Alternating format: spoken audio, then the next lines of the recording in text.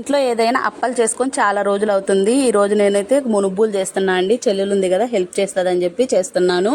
ఎలా చేశాను ఏంటి అనేది ఈ వీడియోలో చెప్తాను చూడండి. 1 కేజీ బియ్యం పిండి తీసుకున్నారనుకోండి, 1/2 కేజీ శనగపప్పు పిండి అయితే తీసుకున్నాను అనమాట.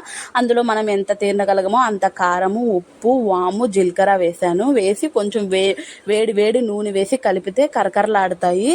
ఈ మొత్తం పిండిని కానీ నేను వేడి నీళ్ళతోనే కలిపానండి. నూనె వేడిగా ఉండాలి, నీళ్లు వేడిగా ఉండాలి. కొంచెం చల్లారిన తర్వాత కలపండి, లేకుంటే చేతులు కాలుతాయి మళ్ళీ.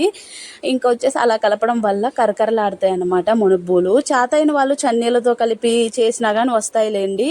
ఇంకా ఎంత కొప్పికి అంత జడ అన్నట్టు. ఇప్పుడు కొప్పిని బట్టే జడ ఉంటుంది, పిండిని బట్టే రొట్టె ఉంటుంది. చేతైన వాళ్ళు ఎలా అయినా చేస్తారు. మనలాంటి చేతగాని వాళ్ళే కొంచెం ఇలాంటి టిప్స్ అన్ని వెతుక్కొని చేసుకోవాలన్నమాట. అలాంటప్పుడే మనకి తినడానికి బాగుంటాయి. ఓకేనా? మన వీడియోస్ నచ్చితే సబ్స్క్రైబ్ చేసుకోవచ్చు కదా ఫ్రెండ్స్.